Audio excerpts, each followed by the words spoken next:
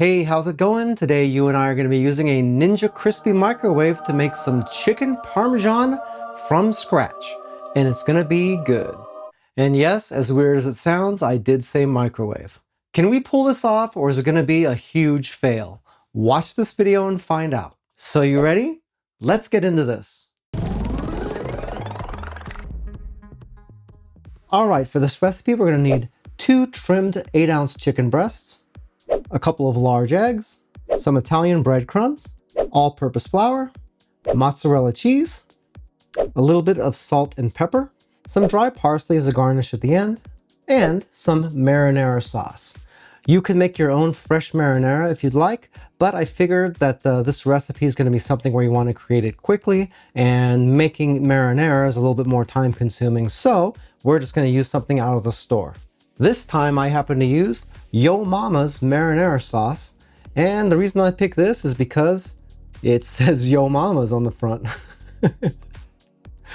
Luckily it ended up tasting really good, so it wasn't a mistake. I guess I could have called it Joe Mama's, huh? If you'd like to make this recipe, all the ingredients are down in the description of the video, along with the calories, the protein, the carbs, and the fat. Alright, so the first thing we're going to deal with are these chicken breasts. Typically with chicken Parmesan, you're going to be using chicken cutlets, and that basically is just the chicken breast that's cut really thin. In this case, I'm using whole breasts, so we're going to want to pound this thing a little bit flatter, just so it's going to cook more evenly, because you got a thick side there and a skinny side there, so that's going to be no bueno at the end of the day. So we're just going to take these one at a time, lay them out pretty flat, and we're going to use a meat tenderizer to pound down at least this thick part. Ideally, you want the entire thing to be about as thick as this section of the chicken breast right here. See?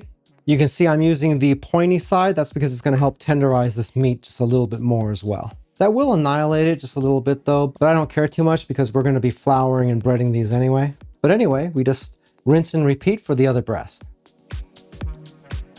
And once you have these done, we can set these aside for now. Next, we have to take our 2 large eggs and we have to beat them. So you're just going to break these into a little bowl like this. See if I can hit the sink from here. Should have been in the NBA. Okay, and 2. I take back what I said. And we'll just break these up with a fork and give them a nice stir. You don't got to go crazy with this, but you do want to get them to be pretty consistent. Okay, once you got them done, they should look a little bit like that. And we're going to be creating a little bit of a dipping station. So we got our eggs right here. We're going to put our flour first, and we're going to take our breadcrumbs, set them third. Now we're going to take a plate, throw our 2 breasts right on here like this, and we're going to season them both with a little bit of salt and pepper. Remember, always season both sides of your meat. I would avoid just sort of pouring herbs onto your meat. You want to kind of just use your fingers to control the amount going on there, because otherwise you're going to end up with a whole bunch on one spot. And that's going to be surprising when you bite into that one spot. Unless, of course, that one's going to somebody who you kind of dislike, in which case, more power to you. What?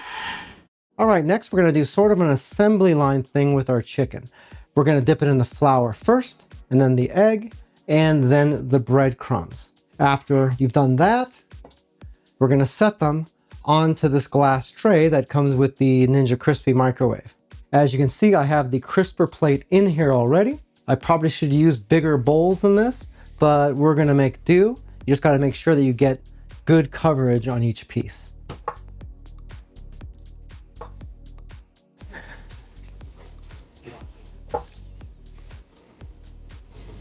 When you have your egg on here, make sure you pause for a second and let some of the extra just run off of it.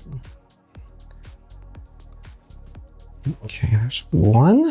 Hey, by the way, if this is your first time here and you want to learn some cool new recipes, get some great cooking tips and tricks and all sorts of other kitchen related things, then start now by subscribing to the channel and clicking the notification bell so you never miss a thing.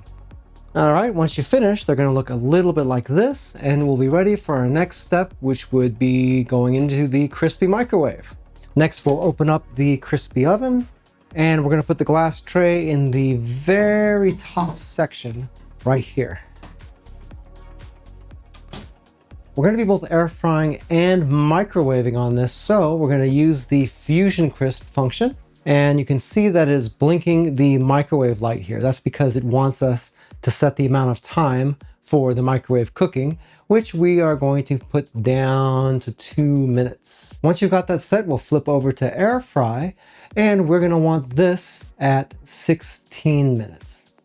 Once you got that set, we'll start her up. And now all we gotta do is wait. Once that microwave timer starts running down, which is just about to end right now, you can see that it will flip over to air fry for us automatically. Now you can see that we have 16 minutes or so left in our cook. Once this gets down to 8 minutes, we're going to pause and do some stuff. Once your air fry time gets down to about 8 minutes, we're gonna open this up, and we gotta put some toppings on our chicken. Be sure not to touch any of these surfaces with your bare hands. They're gonna be scorching hot. Be sure to use oven mitts. That being said, we'll pull this guy out of here. It's already looking pretty good as it is. And we're gonna add our sauce and our cheese onto this. We are gonna be doing this stuff in the tray, so just be really careful that if you're using your bare hands again, like I am, that you don't touch those surfaces because they're still gonna burn you. So we're gonna take our marinara and we're gonna put half of it onto each one of these guys. And we're gonna follow that up with our mozzarella cheese. Once again, half and half. Then it's back to the oven mitts and back into the crispy microwave to continue. Now, all we gotta do is wait for this to run out and we should have some really good chicken Parmesan, hopefully. Hey, Joe's Phenomenal now has channel memberships. For most people, you can see a join button down below the video window that you can click and see what type of perks I'm offering. If you're using an iOS device, you might not be able to see it, and if that's the case, I do have a link down in the description of the video as well. Okay, now that we're done, we can check this sucker out. Ooh, I can smell it, and it smells good. Remember, don't forget these.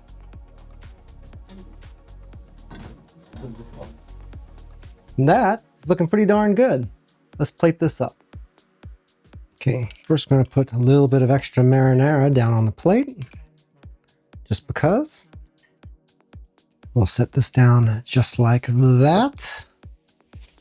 Just going to give a little bit of parsley on top to give it a little color. And that looks pretty darn good. Let's cut into this and check it out.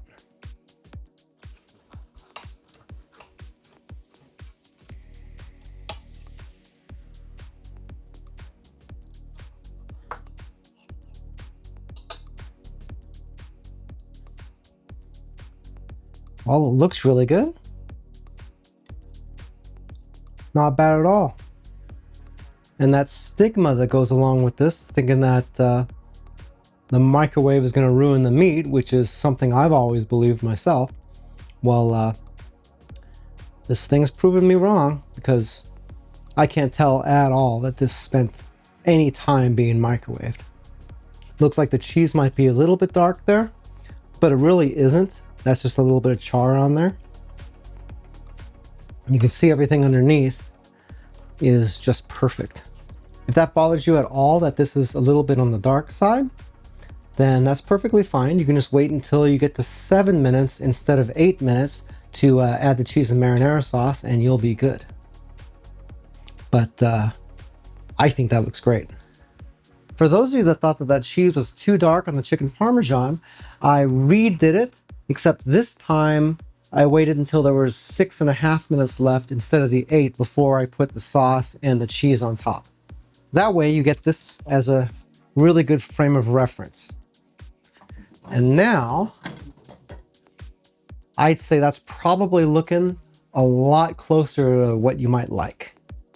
Let me know down in the comments which one that you personally prefer. Chicken Parmesan is one of those things where if you ask a bunch of people, they all say they like it, but you never hear about anybody making it at home because it's sort of a pain in the neck. As you can see, if you're using a Ninja Crispi microwave, or really any other convection microwave for that matter, the job is a heck of a lot easier. The best part is that it tastes restaurant quality, and if you try it out, I think you're gonna agree. If you'd like a little bit more information about the Ninja Crispi microwave that I used to make this recipe, I do have an Amazon affiliate link for it down in the description of the video. If you find anything through those links, I do make a small commission, but it doesn't change the price that you pay 1 cent. If you like this video, but you're just not quite into that chicken parm, I do have a playlist right here that's got all the recipes that I've done in that same Ninja Crispi microwave. If you check that out, I'm sure you'll find something else that you like.